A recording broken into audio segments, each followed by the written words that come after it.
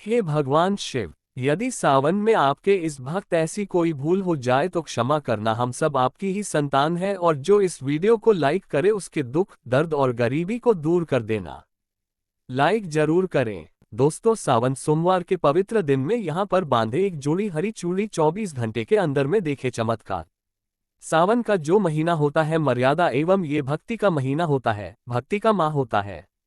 सावन के पूरे महीने पर भगवान भोलेनाथ जी का नियंत्रण माना जाता है। कालों के भी काल कहे जाने वाले महाकाल शिव शंभू को सावन का महीना बहुत ही खूबसूरत लगता है। इस समय सूखे पड़े बंजर सूखे पड़े बाग खिलखिला उठते हैं, चारों ओर हरियाली ही हरियाली दिखाई होती है। सावन का महीना लड्डू गोपाल श्री कृष्ण को अति प्रिय है। अपने बाल गोपाल रूप में भगवान लड्डू गोपाल वृंदावन में सावन में स्नान अवश्य करने आते हैं। श्री कृष्ण सखियों के साथ मिलकर वर्षा आदि में स्नान करते हैं और नृत्य आदि करते हैं। दोस्तों, ऐसा माना जाता है कि सावन के पूरे महीने भर भगवान भोलेनाथ जी की पूजा पाठ करने से वो शीघ्र ही प्रसन्न होते हैं। सावन का पूरा महीना भगवान भोलेनाथ का प्रिय महीना है। इसकी अनेक पौराणिक कथाएं एवं धार्मिक मान्यताएं भी हैं। दोस्तों, जन साधारण लोग किसी और महीने में संयम नियम का पालन करे या न करे, लेकिन सावन के महीने में संयम एवं नियम का पालन जरूर करते हैं।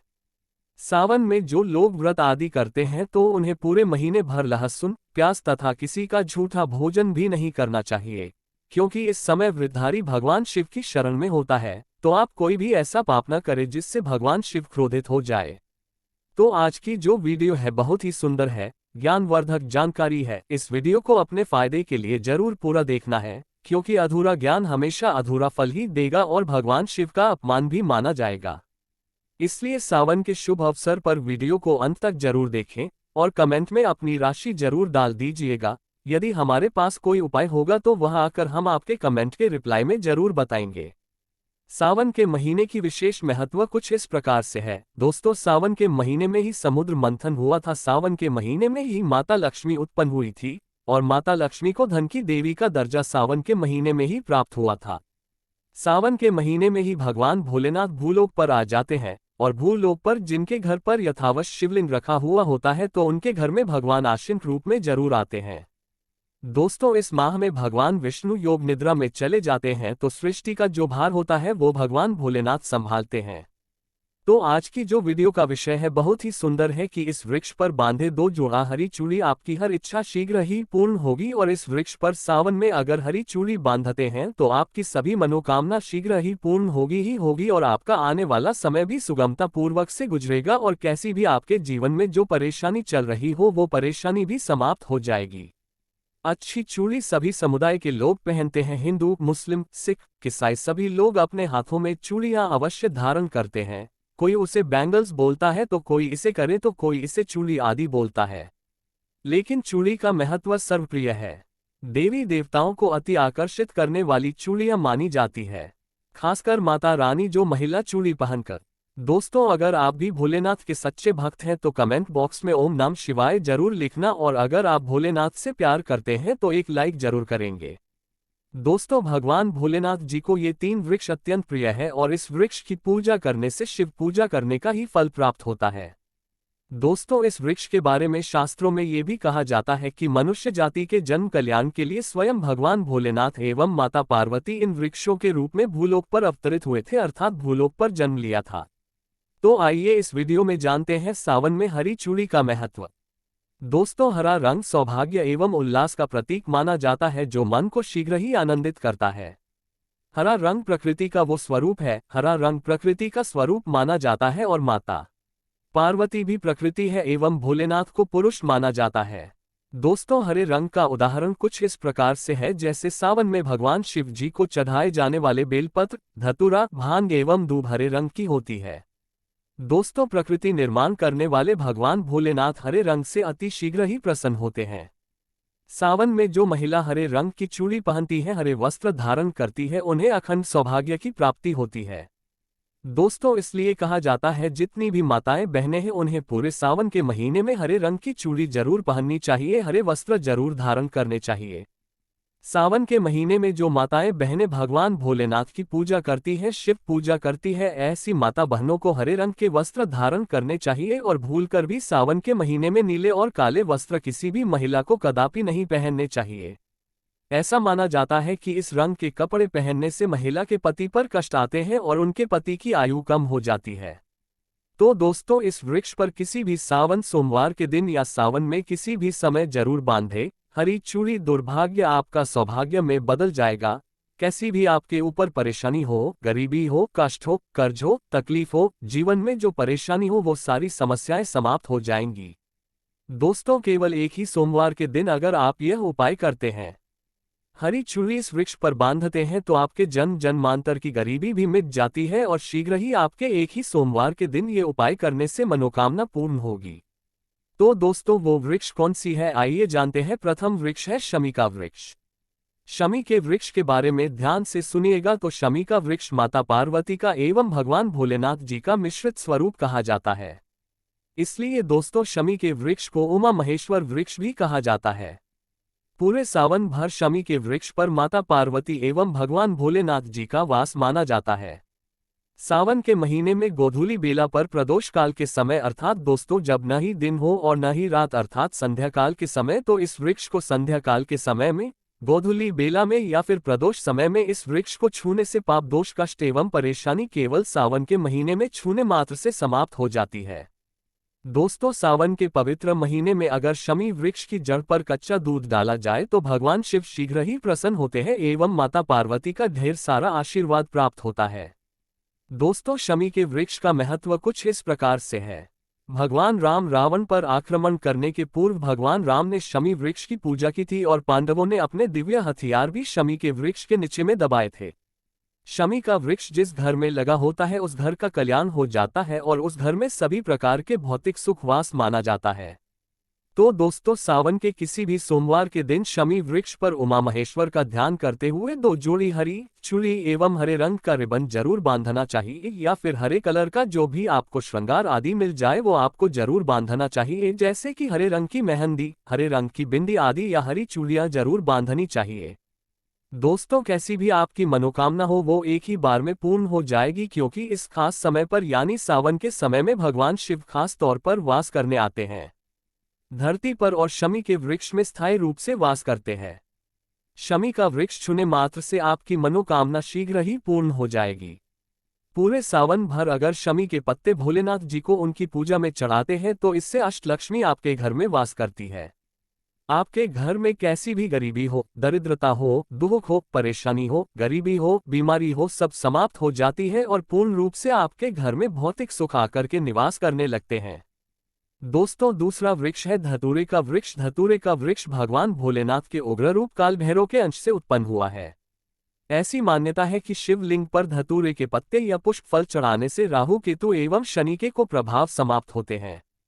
धतूरे के वृक्ष पर सावन के किसी भी सोमवार के दिन अगर 2 जोड़ी हरी चूड़ी बांधे तो शत्रुओं से छुटकारा मिलता है एवं शत्रुओं का सर्वनाश होता है। और दोस्तों, सावन सोमवार के दिन धतूरे का वृक्ष छूने मात्र से भगवान शिव आपके घर में दौड़े चले आएंगे। दोस्तों, अगर सावन के किसी भी शनिवार के दिन धतूरे के वृक्ष पर बाबा काल भैरव का ध्यान करते हुए हरी चूड़ी अगर बांधी जाए तो घर से भूत प्रेत बाधाएं सब नष्ट हो जाती है, भस्म हो जाती है एवं छोटे से धतूरे की जड़ अगर घर के किसी भी कोने में छुपा दी जाए या घर में जमीन में गाड़ दी जाए तो भूत प्रेत इत्यादि का वास घर में कभी नहीं होता है। घर से सभी बाधाएं शिव के वास होने से भाग जाती है। दोस्तों, जो तीसरा वृक्ष है वो है बेल का वृक्ष। अगर भगवान शिव को बेलपत्र न चढ़ाया जाए तो सावन का व्रत अधूरा माना जाता है और बिना पत्र चढ़ाए ही शिवलिंग पर जल भी व्यर्थ हो जाता है। इसलिए जब भी आप भगवान शिव पर बेलपत्र चढ़ाए तो 5 बेलपत्रों पर उसके ऊपर में श्री राम अवश्य लिखे, इससे भगवान शिव जल्दी और अत्यंत प्रसन्न हो जाते हैं। दोस्तों, सावन में बेल वृक्ष छूने ऐसी कई तीर्थों का लाभ मिलता है। सावन में इस वृक्ष को क्यों छूना जरूरी है, आइए जानते हैं बेल वृक्ष की महिमा को। बेल का वृक्ष मैं आप लोगों को कई बार कई कथा में बता चुका हूं कि ये जो बेल का वृक्ष है माता पार्वती के स्वरूप कहा गया है, तो ये वृक्ष माता पार्वती के पसीने से उत्पन्न हुआ है। स्कंद पुराण में बहुत ही स्पष्ट तरीके से बताया गया है। इसके पत्ते में शिव और डाली में पार्वती, जड़ में ब्रह्मा एवं तन में विष्णु जी स्वयं रहते हैं। संध्या काल में ऐसा माना जाता है कि शिव मंदिर के समीप में जो बेल के वृक्ष है इसके नीचे में अगर कोई भी व्यक्ति सावन में शाम के समय, वैसे तो इसे डेली जलाना चाहिए, लेकिन अगर सावन के पावन दिनों में शाम के समय अगर भगवान शंकर जी का कोई भी शिव मंदिर है तो उसके किनारे में जो कोई बेल का वृक्ष हो वहां पर बिल्कुल आप एक घी का दीपक जला दीजिए, इससे बहुत ही उत्तम कहा गया है। वैसे अगर आप घी का दीपक जलाते हैं तो आपको धन, गुण एवं परम शिवभक्त की प्राप्ति होती है। दोस्तों, इस वृक्ष को छूने से पाप तत्काल नष्ट हो जाते हैं। कैसा भी आपके जीवन में पाप हो दूर हो जाता है। तो आपको करना क्या है, देखिए, जो बेल का वृक्ष है इससे बहुत ही उत्तम कहा गया है। माता लक्ष्मी को भी बेल के वृक्ष का अवतार लेना पड़ा था। एक कथा के अनुसार, इसके बारे में मैं एक कथा भी बता दूंगा कि क्यों माता लक्ष्मी को बेल के रूप में बेल के वृक्ष में अवतरित होना पड़ा था।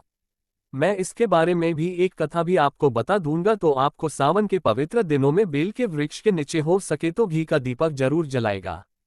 घी का दीपक बहुत ही उत्तम कहा गया है। अन्य वृक्षों को जैसे आपने मक्खन चढ़ाया, बताशी का भोग लगाया, बेल के वृक्ष को माता पार्वती तथा भगवान शंकर का स्वरूप ही कहेंगे। बेल के वृक्ष की जो जड़ होती है, इसके जो मूल भाग होते हैं, इसमें समस्त तीर्थ आकर के निवास करते हैं। इसीलिए सावन के महीने में कहा जाता है, जो लोग अगर तीर्थ धाम नहीं जा सकते, तीर्थों के दर्शन नहीं कर पाते, तो ऐसे व्यक्ति बेल वृक्ष के नीचे में 1 महीने तक घी का दीपक जला लेते हैं तो संपूर्ण जितने भी तीर्थ होते हैं इसके घूमने का बराबर पुण्य की प्राप्ति होती है। मैं इसलिए सारी जानकारी, गुप्त रहस्य जानकारी बताता हूं, जिससे आप सभी दर्शकों को कल्याण हो, दर्शकों की बिल्कुल ही आध्यात्मिक उन्नति हो। सभी को धन की जरूरत नहीं होती, किसी को पुण्य की प्राप्ति की जरूरत होती है, कोई आध्यात्मिक उन्नति करना चाहते हैं। इसीलिए इस प्रकार के छोटे छोटे गुण भरे रहस्य जानकारी वीडियो में बता देता हूं। दोस्तों, अब करना क्या है, सावन के शुभ मंगल दिनों में इस वृक्ष को छूना है, माता पार्वती से प्रार्थना लगानी है कि हे माता पार्वती, आप ही शक्ति स्वरूपा है, लक्ष्मी है, धन की देवी है, आप ही संसार को चलाने वाली देवी है।